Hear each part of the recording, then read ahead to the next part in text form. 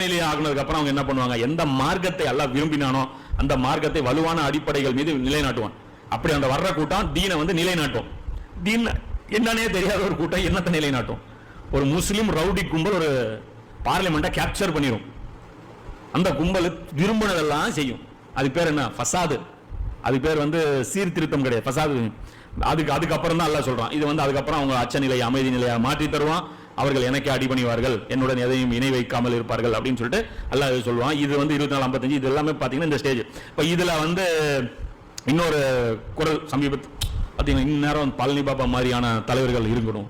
பழனி பாபா தான் சரியான. என்னன்னா இதுக்கு அவருடைய ஸ்ட்ராட்டஜி வந்து, அதாவது பழனி பாபாவை பொறுத்த வரைக்கும் மற்ற இன்னைக்கு இருக்கக்கூடிய மற்ற அரசியல் தலைவர்கள் மாதிரி சுயநலம் மிக்கவர் கிடையாது. அதே மாதிரி பொருளாதார ஆசை பிடிச்சவரும் கிடையாது. அதுக்காக தன்னுடைய பொருளாதாரத்தை செலவு பண்ணிக்கிறார். அதே சமயம் அவர் உம்மத்துடைய வழிகாட்டி அவரை நம்ம பார்க்க முடியுமான்னு கேட்டால் கிடையாது. மௌலானா மௌதூதி இப்போ நானா கிடையாது. நான் அவருக்கு வந்து ஆப்போசிட்டாக நான் நிற்கவும் இல்லை. எனக்கெல்லாம் அவங்க கால் தூசி கூட நாம வரமாட்டோம், அவருடைய கால் தூசி கூட. இப்போ நாம என்ன சொல்றோம் அப்படின்னா, லீடர் உம்மத்துக்கு வழிகாட்டி யாருன்னு பார்த்தீங்கன்னா மௌலானா மௌதூதி போன்றவர்கள் தான் வழிகாட்டி. ஏன்னா அவங்கள்ட்ட அந்த full structure frame of work இருந்தது. நாளைக்கு பள்ளி பாபா கையிலேயே நிர்வாகம் கொடுத்தோம்னா அவர் எப்படி ஆட்சி பண்ணியிருப்பார்னா திராவிட மாடலில் தான் ஆட்சி பண்ணியிருப்பார். அவருக்கு வந்து இஸ்லாம் சொல்லக்கூடிய அரசியல் வந்து அக்குவேர் அணிவேர், அதை பற்றி அவருக்கு நாலேஜ் இருந்தது. அவர் பேசின எந்த பயான்கள்லையும் அந்த அவருடைய புத்தகங்களையும் அவர் பெருசாக அவருக்கு வந்து அந்த ஒரு கிளாரிட்டி வந்து இருந்த மாதிரி அது தெரியல.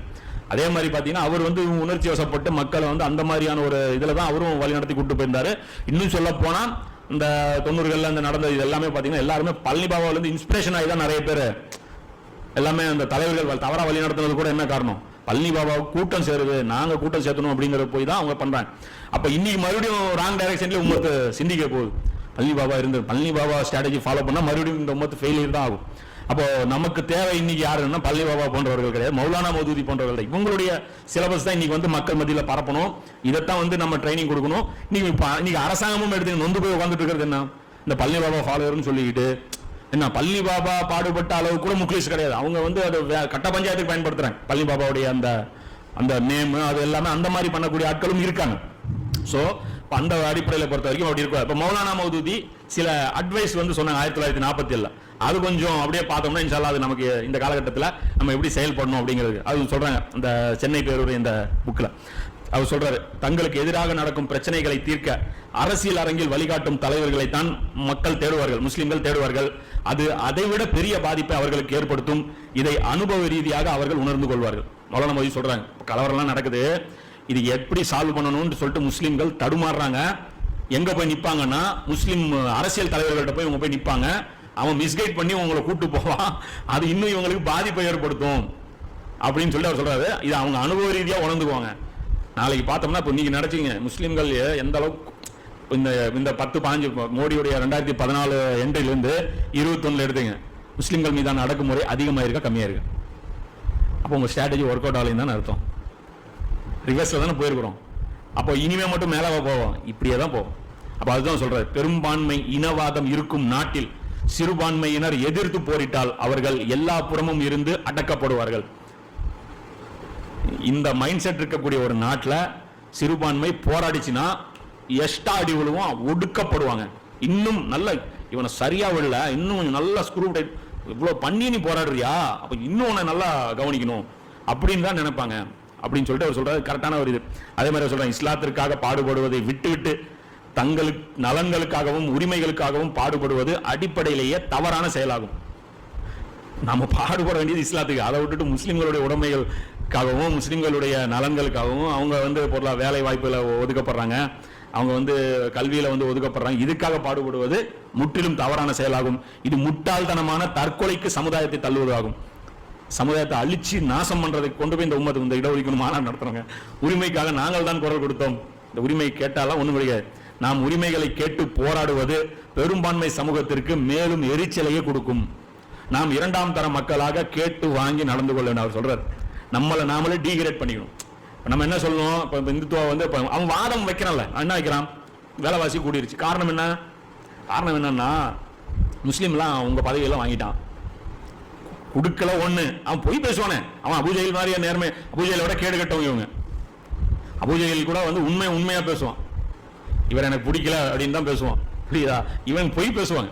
இவன் என்ன சொல்றாங்க, முஸ்லீம்கள் டாக்டர் பதவி இந்த பதவி எல்லாம் வாங்கிட்டாங்க, உங்களுக்கு கிடைக்க வேண்டிய இடத்துல இடஒதுக்கீடு பேர்லாம் வாங்கிட்டான்ப்பா, புரியுதா? அதனால அப்பாவி திறமை இருக்கக்கூடிய இந்து வந்து பாதிக்கப்பட்டான். அதனாலதான் உனக்கு வந்து வறுமை வந்து வந்துருச்சு. அஜ்ஜு மணி எவ்வளவு கொடுத்துட்டாங்க தெரியுமா? அதனாலதான் பெட்ரோல் வேலை ரேட்டு ஏறிச்சு. கஞ்சிக்கு தூக்கி அரிசி கொடுத்துட்டாங்க தெரியுமா?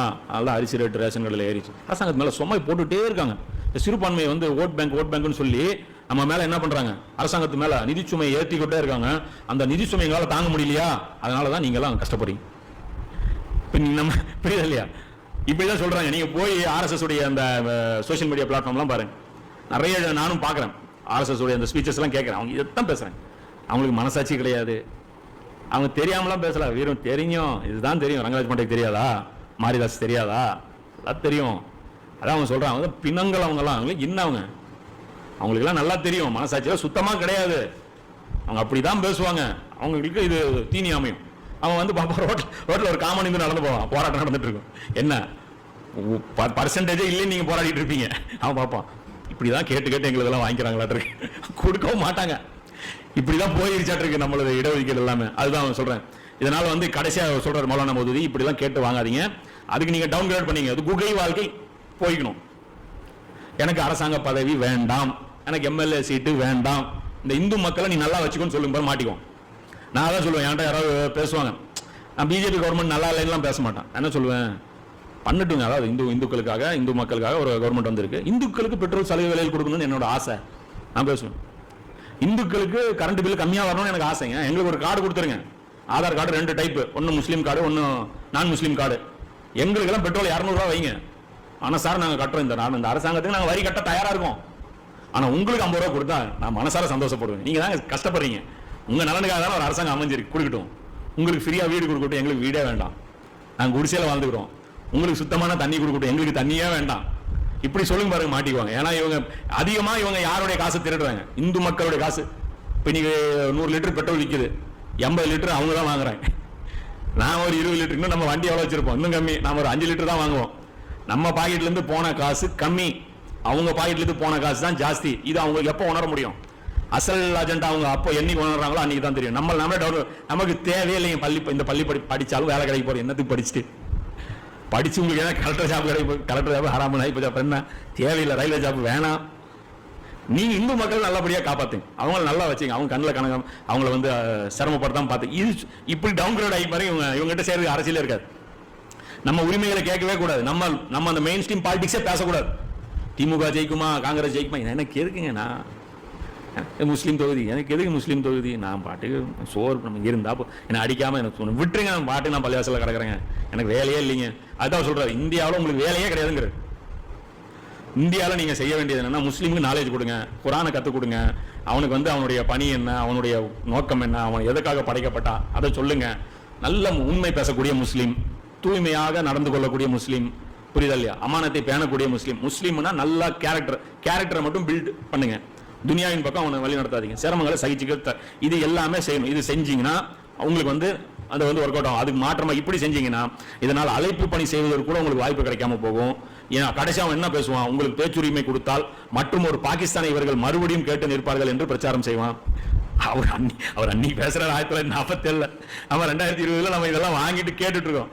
இவங்க அரசியல் இவங்களை தலை தூக்க விட்டா இவன் பாகிஸ்தான் கேட்பான் அப்படின்னு சொல்லி அவங்க சொல்லுவாங்க. முஸ்லிம்கள் மீதான வெறுப்பு களையப்பட நாம் ஒதுங்கி வாழும் ஒரு சமூகமாக மாறி நிற்க வேண்டும். நம்ம வந்து ஒதுங்கி வாழ்ந்துக்கணும். அப்படியே தனியாக உட்காந்து நம்ம மெக்கானிக் தொழில் செஞ்சுக்கிட்டு, நம்ம கறிக்கடை வச்சுக்கிட்டு, நம்ம வந்து இந்த லோயஸ்ட் நம்ம பெருசாக ஷாப்பிங் மால்லாம் திறக்கக்கூடாது. லூலு ஷாப்பிங் மால் திறந்தா அவனுக்கு உருத்தம், சரிங்களா? அம்பானி அதானி திறந்தா அவனுக்கு பிரச்சனை. நம்ம பாட்டுக்கு அப்படியே கலந்துக்கிட்டு அப்படி போய்க்கணும். இதன் மூலம் மட்டுமே இனவாத சக்திகளின் பிரச்சாரம் எடுபடாமல் போகும். இந்த இனவாதம் பேசக்கூடிய அவங்களுடைய அந்த ஆர்குமெண்ட் வந்து வேஸ்டா போயிடும் அப்படி சொல்லிட்டு சொல்றேன். நம்முடைய அனைத்து ஆற்றலையும் இஸ்லாத்தின் கொள்கைகளின் பக்கம் மக்களுக்கு அழைப்பு விடுப்பதில் செலவிட வேண்டும். சுன்னத் ஜமாத் இதே வேலை செய்யணும், தப்லீக் ஜமாத் இதே வேலை செய்யணும், தௌஹீத் ஜமாத் இதே வேலை செய்யணும். புரியுதா இல்லையா? ஒவ்வொரு பிரிவும், ஒவ்வொரு முஸ்லீம் லீக் இதே வேலை செய்யணும், SDPI இதே வேலை செய்யணும், தமுமுக இதே வேலை செய்யணும். தலைவர்கள் இருந்துட்டு போங்க, ஒன்றும் பிரச்சனை கிடையாது. பல அமைப்புகள் இருப்பது வந்து பிரிவினை கிடையாது. எல்லாரும் சேர்ந்து ஒரே அது கிளைகள் கோத்திரங்கள் மாதிரி ஆயிக்கும். புரியுதா? குறைசிகள், பனு ஹாஷிம், பனு உமையா, அதெல்லாம் வந்து அந்த கேட்டகரியில் வந்துடும். எல்லாரும் சேர்ந்து பதில் வரும்போது பனு உமையா வந்துச்சா, பனு ஹாஷிம் வந்துச்சா, முஸ்லீம்கள் வந்தாங்க, அப்படி ஆயிரும். புரியுது? ஆனால் செயல்படுறத வீட்டுக்கு போகும்போது பனு ஹாஷிம் தான் போவாங்க. திரும்பி போகும்போது அவங்க அன்சாரிகளாக தான் போவாங்க, அவங்க முஹாஜிர்களாக தான் போவாங்க. ஆனால் அஜெண்டான்னு வரும்போது ஒன்னாயிருவாங்க. அப்ப அஜெண்டா வச்சு வேலை செய்யணும். அவர் சொல்றாரு, முஸ்லிம்கள் தங்களுடைய நடத்தை சீராக்கும் பணிகளை செய்ய வேண்டும். முஸ்லிம்கள் மத்தியில் இஸ்லாத்தை நோக்கி பிரச்சாரம் செய்யும் பேரார்வத்தை ஏற்படும், தாயிக்களை உருவாக்கணும். அவர் சொல்றாரு, இது சொல்றாரு, இது நீண்ட நாட்கள் செய்ய வேண்டிய பணி. இதுதான் கோல். இவன் தான் தலைவன். கோல் செட் பண்ணி கொடுத்து இதை நோக்கி போயிட்டு இருங்கப்பா அப்படின்னு சொல்றாருல, அதுதான் தலைவர். என்னதான் இஸ்லாத்தை அவர்கள் படித்து பார்த்தாலும், முஸ்லிம் அல்லாதவர்கள் பேப்பர்ல இஸ்லாத்தை என்னதான் படிச்சு பார்த்தாலும், நல்ல முஸ்லிம்களிடம் பழகி பார்க்காத வரை அவர்கள் மனதில் இஸ்லாம் குறித்து நல்ல எண்ணம் ஏற்பட போவதில்லை. முஸ்லிம்களோட அவங்களுடைய பர்சனல் எக்ஸ்பீரியன்ஸ் எப்படி இருக்கோ அதுதான் அவங்க, அதை வச்சுதான் இஸ்லாத்தை எடை போடுவோம். புக்கில் நல்ல இஸ்லாம் இருக்கு, ஆனால் ரியாலிட்டியில் இஸ்லாம் சரி, அது நல்ல முஸ்லீமா எப்படி கன்வெர்ட் ஆகும்? அது அதுதான் லீடர், அதுதான் இந்த அமைப்புகளுடைய பணி. சுன்னத் ஜமாத்து, தௌலீக் ஜமாத்து, தப்லீக் ஜமாத்து, நல்ல முஸ்லீம் இவன் தான் ப்ரொடக்ஷன் பண்ணி கொடுக்கணும். சமுதாயத்துக்கு நல்ல முஸ்லீமை இவன் தான் ப்ரொடக்ஷன் பண்ணி கொடுக்கணும். இந்த வேலை தான் தாவா பணி. அதை விட்டு போட்டு ஒரு முஸ்லீமுக்கு எதிராக எது எந்த வேலையை மசாயில் அடிச்சுக்கிற பேர் தாவா பண்ணி கிடையாது. கண்டிப்பாக அப்படி வரும்போது நம் நடத்தையை பார்த்து இந்த மக்கள் உண்மையில் சிறந்த நடத்தையுடையவர்கள், அதாவது நான் முஸ்லீம் என்ன நினைக்கணுமா, நம்ம இந்த அளவுக்கு நல்ல குவாலிட்டியான முஸ்லீம்களை உருவாக்கி ஊருக்குள்ள நடமாட விட்டோம்னா இந்த சிறந்த நடத்தையுடையவர்கள், இவங்க சுயநலம் மிக்கவங்க கிடையாது, கண்டிப்பாக இவர்கள் வைத்திருக்கும் வாழ்க்கை நெறியும் உயர்ந்ததாகத்தான் இருக்கும் என்று நம்ப வைக்கும் அளவுக்கு நமது நடவடிக்கைகள் இருக்க வேண்டும். அவர் சொல்றாரு, இப்படி இருக்கணும். இந்த அடிப்படை ஒண்ணு இல்ல, ஒரு பையன் இங்க குளம் பள்ளிவாசல்ல இங்க ஸ்கூல்ல ஏதோ ஒரு 5000 ரூபாய் என்னமோ ரோட்ல கடந்துருச்சுன்னு சொல்லிட்டு கொண்டு போய் டீச்சர்கிட்ட கொடுத்தான். ஒரு முஸ்லீம் பையன், இஸ்லாத்துக்கு எவ்வளவு நல்லவர், நீங்க 1000 பயான் செய்யுங்க, ரசூலா அப்படி இது இப்படி குரான் எங்களுக்கு உயர்ந்த போது அதெல்லாம் நிக்காது. அந்த ஒரு பையனால அன்னைக்கு முஸ்லீம்களுக்கு ஏற்பட்ட நற்பெயரு, குப்பை பொறுக்கிற ஒரு பொம்பளை செயின் கடந்துச்சுன்னு சொல்லிட்டு, ஒரு பையில நகை கடந்துச்சுன்னு சொல்லிட்டு கொண்டு போய் போலீஸ் ஸ்டேஷன்ல கொடுத்தாங்க. அது என்ன இம்பாக்ட் ஏற்படுத்துச்சு, என்னடா அது, இந்த நிலைமையில் இருந்துட்டு அவனுக்கு காசு விருப்பம் இல்லாம இருக்கிறான், இவன் என்ன மெட்டீரியல் இவன். அப்ப இதுவே இவன் கையில கொடுத்தா, அப்ப நகராட்சியுடைய இவனை கொண்டு போய் நிதி அமைச்சர் போஸ்டிங் கொடுத்தா என்ன பண்ணுவான், நினைப்பட மாட்டானா. அந்த அளவுக்கு பியூரிட்டி நம்ம காட்டணும். அதே மாதிரி நம்முடைய கல்வி திட்டம் எப்படி இருக்கணும், குரான் ஹிக்மத், அவர் மனித மைண்டை ஓபன் பண்ணி விட்டோம். நீ என்ன சிலபஸ், என்ன மண்ணாங்கட்டி சிலபஸ், இது என்ன ஐஏஎஸ், என்ன லொட்டு லொசுக்கு, குரானை மட்டும் வச்சு ஒரு சிலபஸ் ரெடி பண்ணா எப்படி இருக்கும் தெரியுமா? என்ன பெருசான டெக்னாலஜி, என்ன அதெல்லாம் தேவையான டெக்னாலஜி குரானை வச்சு கட்டமைச்சோம்னா அவ்வளவு பர்ஃபெக்டா டிசைன் பண்ண முடியும். அதாவது